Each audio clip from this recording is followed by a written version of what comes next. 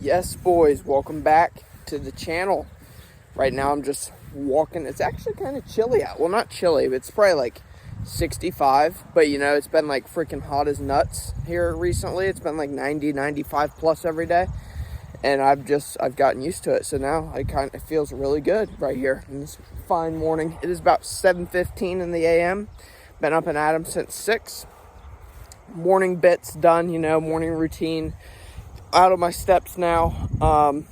Little work block. Only had one check-in to do this morning, so all of that stuff is taken care of. And in this video, I'm gonna run you through the meals. Okay, just for the food lovers that love to see people eat and and see their meals. Okay, but pretty much the same meals. I had that. We're at 625 grams of carbs. I'll throw up the total macros for the meals. I'll tell you what's all in them. But the main part of this video, the education that I'm going to bring, is going to be post-meal 1 yapathon. We are going to talk about how to diet without losing any muscle. Actually, how to diet while gaining muscle. Okay, so that is what we're going to talk about. All the nutrition, all of the training, cardio, steps, how you should set things up, and what you need to consider when getting diced without getting small, okay? So we're gonna run through that. But again, a little update on myself. Week 47 of the gaining phase. We have about 15-ish weeks, give or take, of gaining left, really kind of auto-regulating that when the time comes, just to see where we are at visually. Because right now I'm actually at a fairly lean point. I'll pop up some visuals. Like, I would not need a 14-week diet phase to get absolutely peeled and diced. Very confident in that. I think we could do it in about 10 weeks. So we are going to continue pushing. I need more size everywhere to be a competitive teen in 2027, late 2027, as that is the goal. So, but yeah, we are at, like I said, the macros are up there. But yeah, training is going absolutely fantastic. We're at peak body weight right now. I'm around that 164 mark, which, again, isn't a ton, right? Like, rate of gain should not, like, you don't need to be gaining a pound a week, guys. If you're doing that, you're probably putting on a lot of unnecessary body fat, right? My body composition is very good for, I say 46 weeks of gaining, to be fair. That first, like, 10, 15 weeks, it's windy, hopefully you can hear me. That first, like, 10, 15 weeks, I was more, like, main gaining, like, maybe a very, very slight surplus. Kind of afraid to push the scale weight up and put on some fluff, okay? But now we're in full bear mode. I am fully embracing the fluff. Because it's just part of the process, man. It's just part of the process. And I know it's going to be worth it in the end, okay? So, again, that's a little update on myself. Continue eating my meals, progressing my training, sleeping 8 hours a night, and just ticking the boxes, man, and just continue trusting the process. Now, my shoulder is freaking fried today, but today's a Wednesday, so that means it's a leg day today. I'm not going to run you through any of the session or anything. I'm just going to run you through the meals and yap about the how to set up a diet. So I'm done yapping for this morning. A little walk. I'm going to go in, get my meal prep done for the day, whip up meal number 1, show you that, and then I will see you again for the educational chat. Peace out. Glorious. Never disappoints. But this meal, 50 grams of rice, 100 grams of salmon, 1 whole egg, 75 grams of egg whites, 150 grams of veg, 50 grams of pineapple and blueberries, and 25 grams of apple. That is this meal, with 15 grams of non-fat Greek yogurt as a little sauce, okay? Run through in the rest of the meals. Pre-workout meal, because I don't want to, like, tell you what's in them every meal. Pre-workout meal, 150 grams of rice, 110 grams of chicken breast, 50 grams of veg, G. Hughes sugar-free sauce, and 30 grams of raisins. Intro workout, 50 grams of carb powder, 5 grams of VAAs, drink hydration, electrolyte, sip on that throughout the workout as well. Post-workout, 100 grams of Frosted Flakes, 100 grams of banana, 100 grams of berries, 30 grams of dates, 40 grams of whey, Meal 4, 100 grams of rice, 170 grams of chicken breast. Those are all raw weight, the rice and chicken breast. 100 grams of veg, 5 grams of olive oil, 50 grams of berries and pineapple, and then 25 grams of apple. And the nightcap, the oats, 100 grams of oats, 30 grams of nut butter and dark chocolate mixed together, 35 grams of whey, and 125 grams of apple. I think I just listed off my whole meal plan without even looking at it. There we go. Okay. But after this, we're going to eat this, and then the yap, the educational yap. So I'm just fair warning, it's probably going to be a long one. If you don't want to watch it, if you don't care about dieting and wanting to lose weight while maximizing your progress and holding on to all the muscle and not getting small, then you can skip through and see the rest of the meals. But again, after this, yap, and then I'll show you the rest of the meals. Do a little nightcap to end it off. Peace out.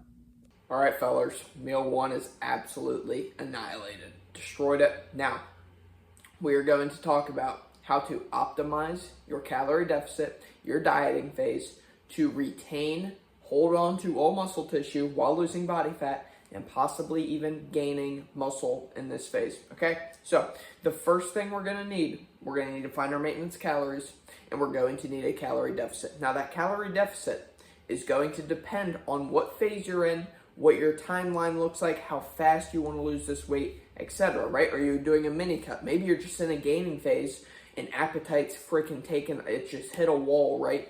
Maybe you're a little too fluffy in your gaining phase, you just want a quick in and out 4 to 6 week mini cut. Obviously, that calorie deficit is going to be a lot larger than a calorie deficit for if you're trying to do a long-term diet where maybe you're like breaking it up into weeks and you're trying to take off a big chunk of fat, okay? Like you're trying to lose a lot of weight. I'm talking 50 plus pounds. Obviously, you don't want an extreme calorie deficit there because the long-term adherence just simply won't be there, okay? So, calorie deficit is the first thing. If you have no idea where your maintenance calories lie, TDEE calculator, plug in your information. It'll spit you out a number. It's not going to be exact. I would recommend if you're dieting, maybe try 200 to 300 calories below that number. See what the body weight does for that first 1 to 2 weeks, and then you can make more decisions whether you can increase food a little bit, decrease food, depending on that rate of loss that you're seeing and how visuals are looking, okay? That is my recommendation. That is the first thing you need is a calorie deficit, okay? So, again, like the scale weight, yes, the scale weight does matter, okay? You want to see a trend down on the scale weight, but it is not the end-all be-all. The visuals, you need to be taking visuals weekly, okay? In the same spot, consistent lighting, same time. I recommend doing it in the morning, and then obviously you take your post-workout visuals too. But you need to be assessing the visuals, okay? Because body weight, fat loss can be so hidden. Like body weight literally cannot move. I've seen this with clients. Their body weight stays the same. You put them at around maintenance calories, maybe a super slight deficit, right? They're progressing training. They're improving their process and their body composition improves and their body weight literally stays the exact same. Their training just improves. It's because you simply like just introducing more whole foods, introducing consistent strength training, training to a higher standard, doing that, getting steps, hitting your 10K steps. If you do that and you haven't been doing that consistently, that alone, you can stay the exact same weight and get visibly leaner week on week. Okay, so yes, the scale weight, I would recommend, like obviously, depending on how fast you want to lose, but for most, let's say we're doing a nice steady rate of loss like a normal diet, I would say half a pound to a pound per week is where you want to be. At the beginning of that diet, understand that the weight could be, the drop off could be a little faster because you're at peak bulk, right? And then you drop calories, the carbs and water that you're going to be holding on, it's going to be less because less carbs are going to be introduced in that diet, meaning you're going to be holding on to less water, okay? So again, like that first week, 2 weeks, even 3 weeks, you might see like 2-3 pound drops in the scale, and that is completely fine, okay? But again, That rate of loss is important, but visuals matter more, okay? Take your visuals, assess the visuals. That is what is going to, that is more important than the body weight itself, okay? It depends on how you look. Now, macronutrients, okay, it can vary, okay, but here's what I'm going to recommend, okay? Everyone says, 0.8 grams of protein. I don't like that in a dieting phase. I understand the concept of it because you can push carbs more. I think 1 gram of protein per pound of body weight, bare minimum. If you even want to push that up to 1.2 grams, 1.5 grams, depending on how many calories you can diet off of, do so, okay? But 1 gram to 1.5 grams of protein per pound of body weight. The reason being is protein, first off, I've always found higher protein diets, I perform better off them. Again, that's person dependent, so you got to figure out what works best for you. Maybe you can eat 0.8 grams of protein per pound of body weight, and your performance in the gym is freaking awesome, your body composition's awesome, great, then do so, okay? Everyone's body's going to be different and react different to different things. But as well as that, in a dieting setting, protein is the most satiating macro, meaning it is going to make you feel the most full after eating it. So I would always opt for a higher protein intake, at least 1 gram of protein per pound of body weight within your dieting phases. Again, do you, but that's what I would recommend. Now with fats, these are important, right? You do not want to drop these too low. Obviously, yes, I would side on the lower side of 0.3 grams of fat per pound of body weight.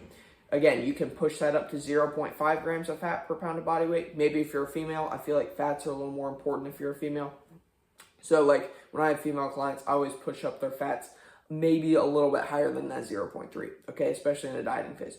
But again, 0.3 I would say for most, just due to the fact that 1 gram of fat is 9 calories, right? And they are the most calorie dense macro. And as well as that, if your fats are on that 0.3, that lower end of that 0.3 to 0.5 grams per pound of body weight, that means you have more room to push carbs. Carbs are our main driver in our training performance, okay? And that is going to be very important within our diet. So that is the macronutrient split I would follow. 1 to 1.5 grams of protein per pound of body weight. You can do the 0.8 if you'd like.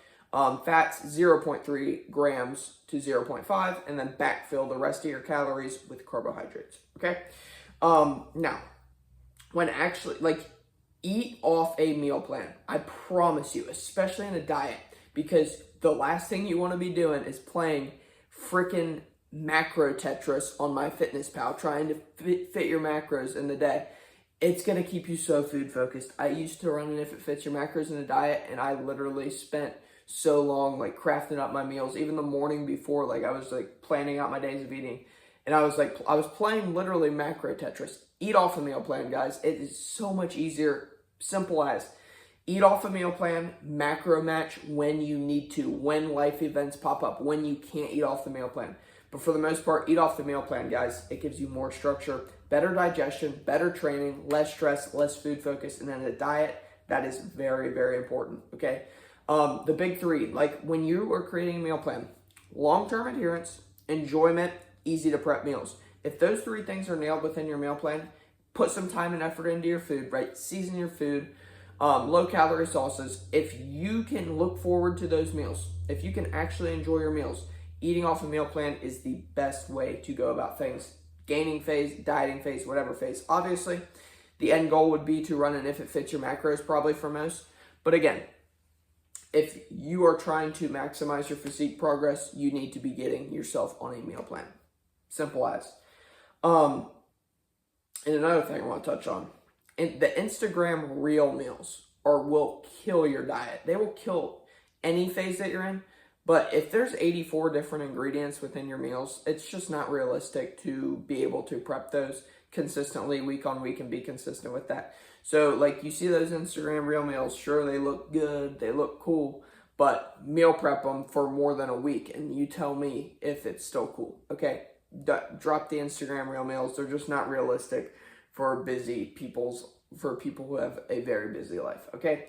Now, with nutrition, the biggest thing, especially in a dieting phase, is the peri-workout nutrition, meaning pre, intra, post-workout, okay? This is where a majority of your carbs and calories should be consumed throughout the day to fuel the training. Because if training is dipping, if you are losing strength in the gym during your diet, then you are going to lose muscle. Okay, so we want to prioritize our training, meaning our pre-workout meal needs to probably most likely be the biggest meal of the day. Okay, biggest meal of the day, most carbohydrates going in pre-workout to fuel the training. Okay, I recommend drinking an intra-workout, even if that is only 20 grams of carbohydrates. Depending on how low your calories are, it probably is only going to be about 20 to 30 grams of carbs, okay?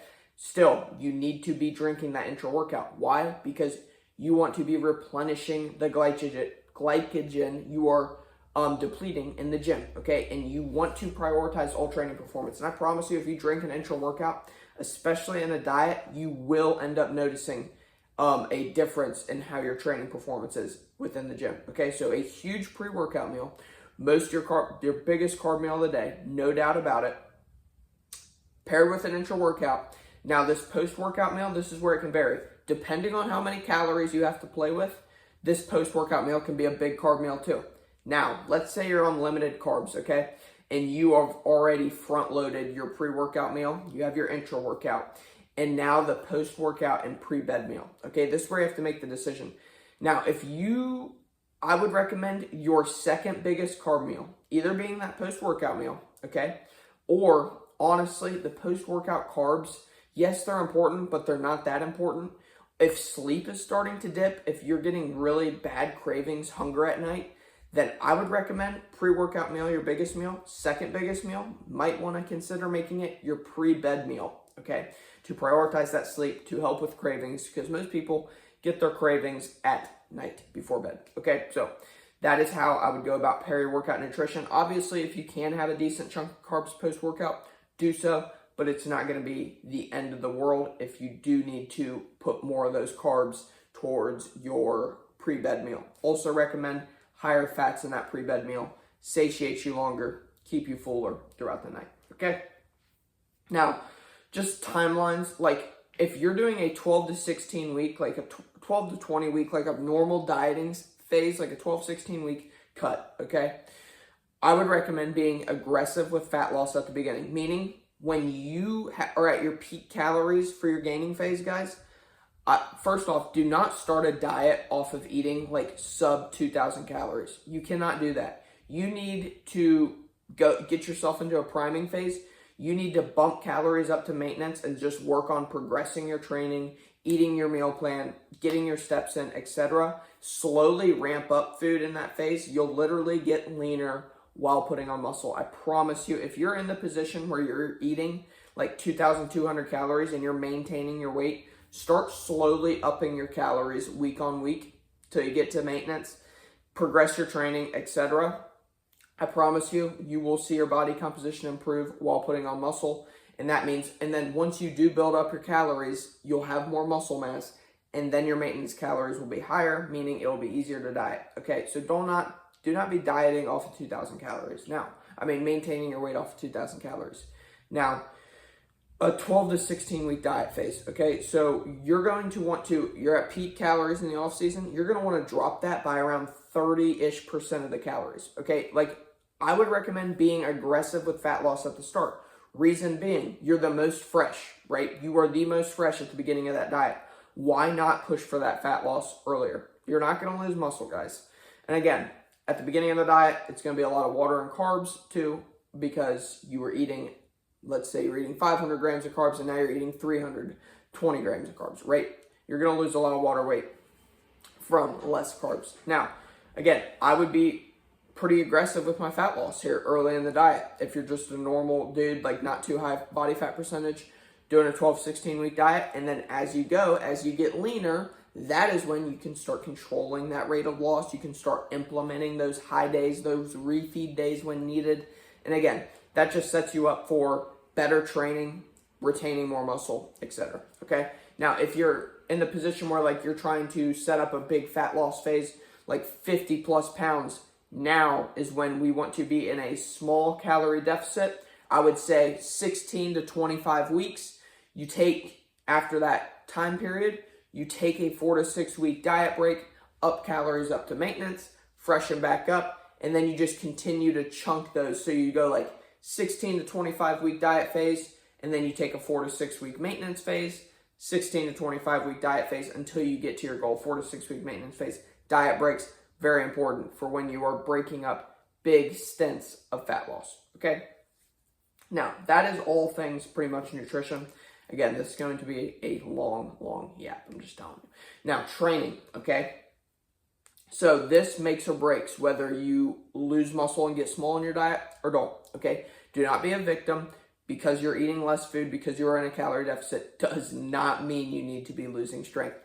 In the beginning of the diet, you should still be progressing your training. And in the back end, you should at least be trying to retain your training, okay? Do not fall victim and change around your training. Like, your training literally should not change. Maybe a little less volume because, what am I saying? A little less volume because your recovery capabilities are going to be a little less due to being in a calorie deficit. But your training, like same exercises, same sessions, have a set program in place that ticks all the boxes and stick with that. Again, the only thing that might change is a little less volume and take out the set intensifiers. If you're doing drop sets, rest pause sets, etc., I feel like those aren't going to benefit you at all in a dieting phase. Okay, so I would take those out. But again, this will make or break the diet, right? Like your mindset that you carry in within training. Again, you should be progressing your training early on in that dieting phase, and you should be retaining training at the bare minimum in that dieting phase, okay? Especially if you're not getting like stage lean. Now, obviously, if you're in a deficit for 20 plus weeks and you're feeling it, okay, then a couple movements, a couple compounds, a couple things are gonna dip, okay? And that is okay. Now, what's important is to understand that yes, you want to go into that mindset of progressing training. And if you're in a slight deficit, like I call it a priming phase for my clients, I usually put them in before we jump into like a gaining phase. We're simply in a slight deficit, barely below maintenance. We're just trying to improve our process, improve our meal plan, improve our recovery, like our sleep, hydration, things outside the gym.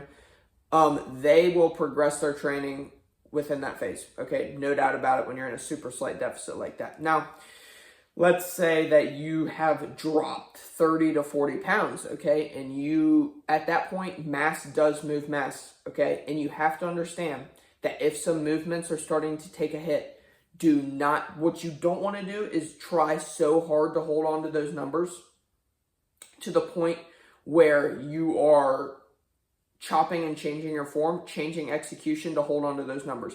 Because at that point, you're going to be regressing. You're actually going to be losing muscle, okay? Because it's the stimulus you put on the muscle. So if you drop 40 pounds, you're not going to be able to bench the same weight. Like if you're doing an incline Smith machine press, maybe you started at 2 plates and now like you've dropped down to 2 plates and a 35. That's okay. Keep quality high.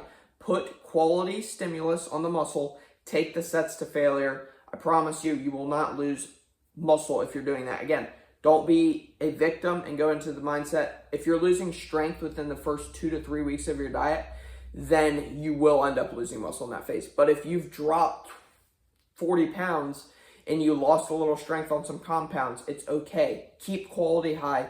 Keep standardized form. Take the sets to failure. You're going to be fine. Do not get caught chasing load, chasing ego, having your ego take over, and try to hold on to these numbers so much that you're performing 3 to 4 rep sets with terrible quality, because then you are going to lose muscle. Log your lifts throughout the dieting phase, okay? Again, at the beginning, you should be progressing. At the back end, try to retain, especially if you're in like that 12 to 16 week diet phase where like you're not dropping like you're not dropping like 40, 50 pounds. You should not really lose strength within that phase. Maybe a little bit, but again, nothing excessive, okay? So that is it with training. Biggest thing, log your lifts, make sure training is going well. And again, if training starts to dip, that is when you need to like implement high days and things and freshen up your body to hold on to that, because that is the most important thing. Obviously, well, there's no most important thing. All things nutrition and the training are important, but again, both correlate with each other and both need to be accounted for. Okay, last thing, because this is way too long of a yap, is cardio and steps, okay? Now, cardio should not be your main driver of fat loss. I hear people say all the time, yeah, dude, I'm gonna start running 3 miles because I want to lose some weight. No. I would always recommend actually avoiding cardio if possible. Obviously, some people's position and like their genetics, how fast the fat melts off of them, how lean do you want to get, you will need cardio. Okay, but like for a standard lifestyle, like cutting, like dieting phase, you really don't need cardio. I did 0 cardio when I got pretty freaking lean. I was doing 15K steps daily, 15 to 20K steps, and that's it. Again, I recommend always, if you can, if your life allows it, to keep steps higher and try to avoid cardio. Again, if you do need cardio, some people will need some cardio. Add some cardio, but don't overdo it to the point where it's going to be a knock-on effect with your fatigue and knock-on effect on your training, right? And if you do your cardio, do it on rest days or do it post-workout. Do not be doing it pre-workout and then hitting your lift, because then your session's going to suffer and you're going to lose muscle tissue, okay? So again, I would always recommend high steps, whether that's 12, 15K, 17.5K steps per day, and try to limit the amount of cardio. Obviously, some people will need, I would say, 2 to 5 sessions a week, 20 to 30 minutes. It should not really go above that. Again, your main driver for fat loss, your calorie deficit, should come from nutrition, okay? So that is how to set up everything. That was a long yap, I'll be honest. I was not expecting it to be that long, but that is how to diet successfully: nutrition, training, cardio, steps. Hopefully you got something out of it. I'm going to run you through the rest of the meals today. I'll probably talk to you one more time before the day is over, but you probably don't want to hear me yap anymore. So, pre-workout scenes. Pre-meal going down 60 to 90 minutes prior to training. A lot of salt in this meal. I forgot to mention 7 grams of pink salt daily, 7 liters of water. That is my water, and 3 grams low salt. So that is my water to electrolyte balance. Season your food, like, if especially just lifestyle, like, make sure your sodium is in an adequate spot, and season your food and find low calorie sauces. It is not a sufferfest. You are not hardcore if you're eating plain chicken, rice, and broccoli 5 times a day. That is how you fall off track and do not have long-term adherence within your diet, okay? So, season the food. You can eat this. Leg day. I'll catch you post-workout. Holy shit, boys. We just wrapped up legs. 2 for 2 on leg day. I'll pop up the last reps on my leg press. First off, progressions taken across the flipping board. Love progress, man. I love the gym. I freaking love it. And as well as that, I didn't shit or puke or pass out. Dude, 2 for 2 leg day.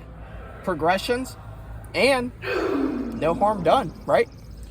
Freaking lovely. But guys, after leg day, I'm toast, man. Like, it's hard for me to speak properly. So, plan of action the rest of the day.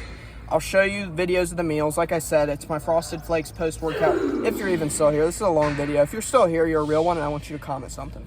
Anything goes. I don't care what you comment in there, down there, anything. But if you're still watching, man, I appreciate you, seriously. But guys, I'm gonna probably not talk too much the rest of the night. Like I said, I'll have my Frosted Flakes. I got my chicken and rice meal. I got my oats pre-bed. I'm running a little late. It's around 4:30, so I gotta get these meals in and get to bed at a decent hour. But I'm gonna leave you boys here with the talking bits. Again, plan of action the rest of the day is pretty much chill out. I gotta adjust a client's meal plan just a little bit. Throw in some different food sources for him. He's getting, that's one thing to do with your meal plan. Keep some variety, like for food sources, so you're not eating the same foods every single day. Structure remains, but the food sources can change a little bit. But yeah, I'm gonna leave you boys here. Peace out. Have a great day. If you're training, train hard. If you're resting, rest hard. But no matter what you do, man, just take care of yourself. Be blessed. And I will talk to you and see you in the next video.